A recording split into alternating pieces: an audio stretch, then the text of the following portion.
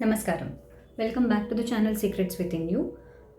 I am Priya Ramanujam. In this channel, I talk about divinity, law of attraction, scripting, symbols, Vedic switch words, and switch words. So today, I am preparing the video regarding Navratris. Again, you get the doubt. ये जो नवरात्रि है अभी अभी ख़त्म हुआ है, ये कौन सा नवरात्रि है?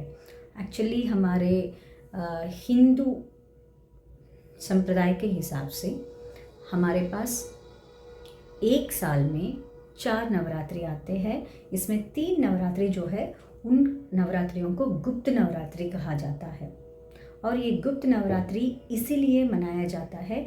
एक नवरात्रि जो शरद नवरात्रि जो होता है वो सभी के साथ हम माता रानी का पूजा करते हैं।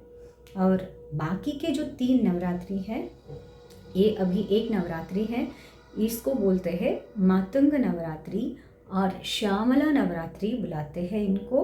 और इस सिग्निफिकेंस के बारे में, ये मूर्ति के बारे में मैं आपको जानकारी देना चाहती हूँ। So get started the video.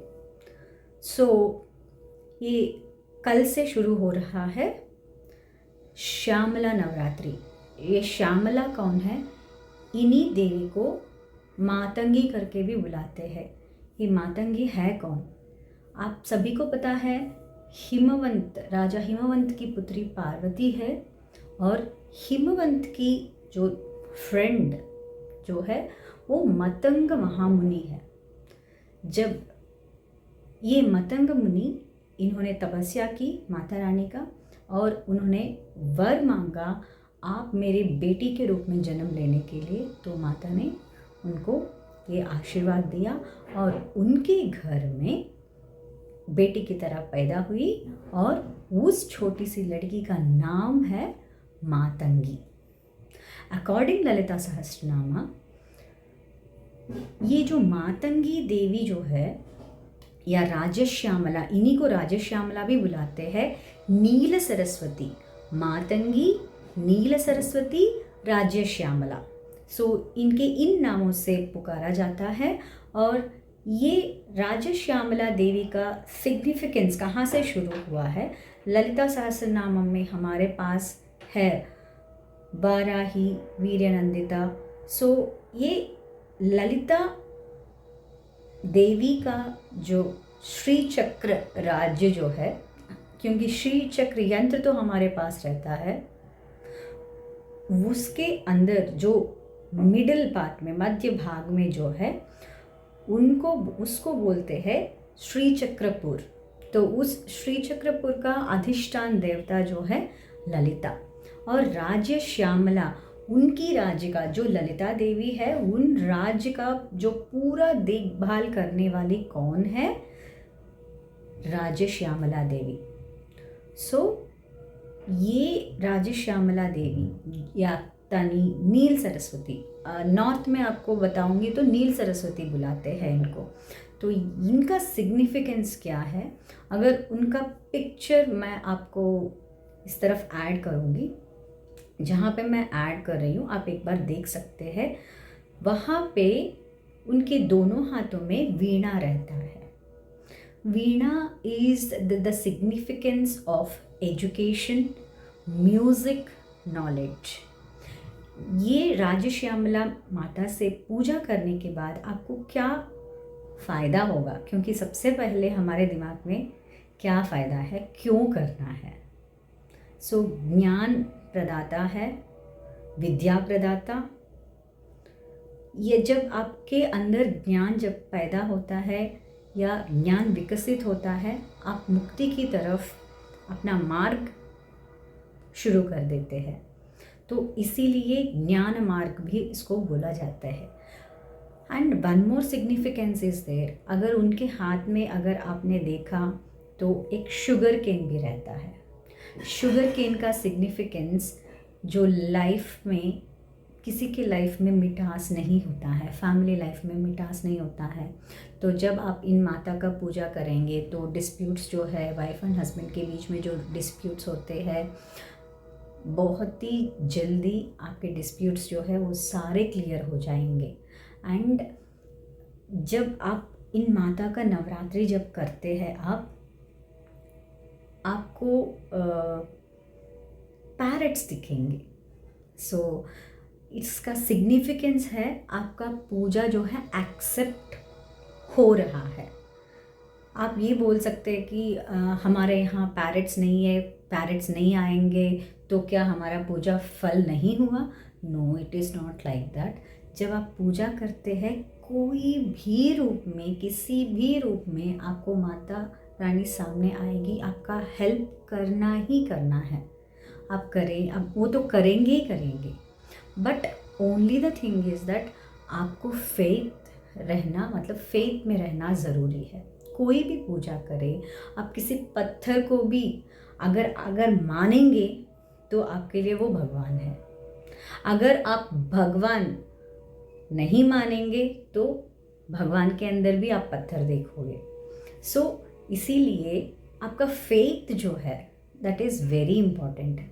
चलिए वापस आ जाते हैं, और उनके हाथ में जो है दोनों हाथों में वीणा रहता है। ये वीणा का सिग्निफिकेंस मैं आपको बता चुकी हूँ, और मैं इसीलिए ये नवरात्रि करने के लिए मैं आपको एम्फसाइज़ क्यों कर रही हूँ। अभी बच्चों के एग्ज़ाम्स आने वाले हैं।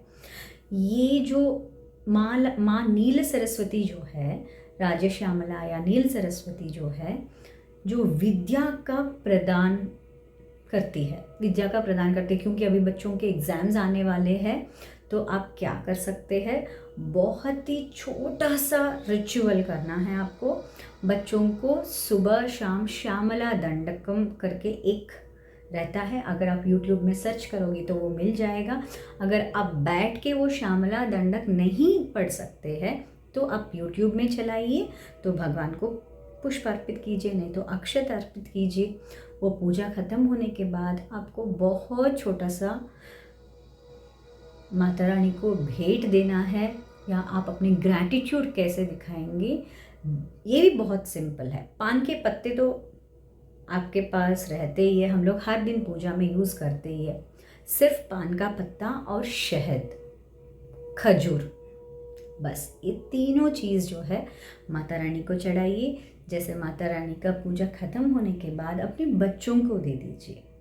ये जो हनी का क्वालिटी क्या है, हनी का क्वालिटी जैसे आप हनी जस्ट अपने टंग के ऊपर डाल देते हैं तो आपको जो टेस्ट बड्स जो है वो रीजनरेट होते हैं, वैसे ही आपके जो दिमाग के अंदर जितने भी सुस्त पड़े हुए थॉट्स या अननेसेसरी प्रॉब्लम्स जो आप जूझ रहे हैं, ये सारे इतना मिठास से वो निकल जाते हैं। And one more thing, scientifically भी मैं आपको बताऊंगी, ये आपको पान की पत्ता और शहद क्यों मिक्स करके खाना है। लेडीज़ को जनरली हमारे अंदर 35 प्लस के बाद या 40 के बाद हमारे अंदर कैल्शियम की कमी बहुत होती है। तो आपका एक बहुत सरल सी उपाय है, हर दिन एक पान का पत्ता ले लीजिए और उसके ऊपर शहद डालिए और उसको चबाइए, डायरेक्ट कैल्शियम आपको मिल जाएगा।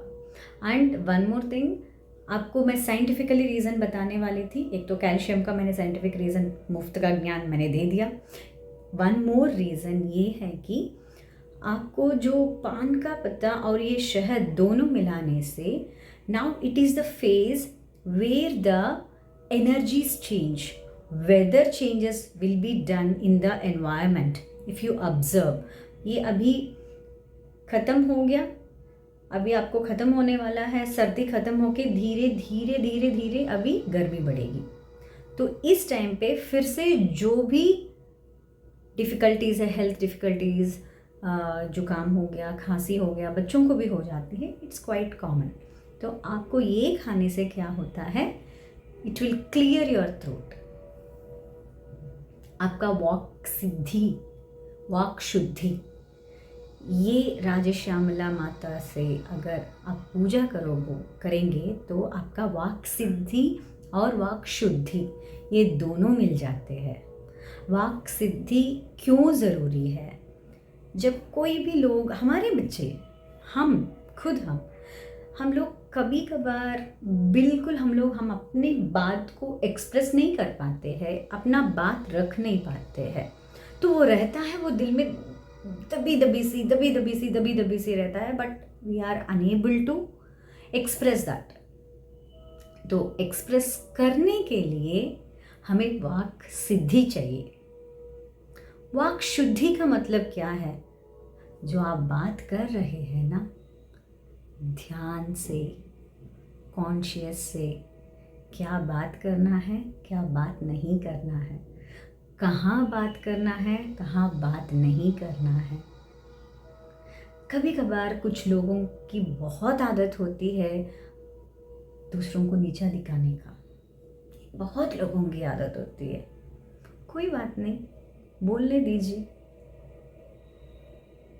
सर्वम सहा चक्रवर्ती भगवान है और वो माता है, वो है देखने के लिए, तो वही उन लोगों को जवाब देंगे। समझ में आया? हाँ, ये काम करिए। आपका विशुद्धि, यहाँ पे जो चक्रा जो है, मैं आपको चक्रास के बारे में भी बहुत जानकारी देने वाली हूँ आगे वीडियोस में। यहाँ पे जो चक्रा है इसको विशुद्धि चक्रा बोलते हैं। यहाँ पे विष को शुद्ध करने वाला, यहाँ से हमारी वाणी निकलती है, तो इसको शुद्ध करना बहुत ज़रूरी है। जब आप बात करेंगे, सब लोग बोलते हैं, कुछ लोग जब बात करते हैं, अब हम सभी को बहुत अच्छा लगता है, अरे वाह क्या बात किया है ये बंदा। तो ऐसे आपके वाणी बने और ऐसे लोग आपको चाहे, जो बोले वो हो, जो सच है वही हम बोले। तो यहाँ तक आप कर सकते हैं।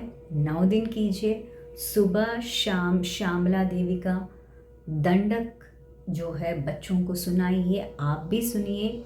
और आपके पास श्यामला षोडश नामम करके आता है, अगर गूगल में टाइप करोगे तो आपको 16 नेम्स आएंगे, वो भी डिफ़िकल्ट है।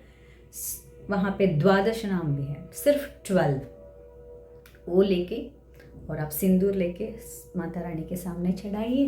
बस पूजा हो गया, आरती दे दीजिए, आशीर्वाद लीजिए, बस यही जितना है। मनोकामना पूरा हो जाएगा आपका, जो भी मनोकामना है। बट आप जो भी करोगे फेथ के साथ करिए, बिना फेथ का कोई फ़ायदा नहीं है, करके भी फ़ायदा नहीं है। फेथ है, and one more thing, faith मेरे ऊपर भी तो होगा आपको, तो प्लीज़ करिए और रिजल्ट्स देखिए। कुछ नहीं है, बस 9 दिन ब्रह्म मुहूर्त में उठेंगे, कुछ और अच्छा करेंगे, मन भी शांत होगा, मन के साथ साथ दिमाग भी ठंडा होगा। ओके, नमस्कारम।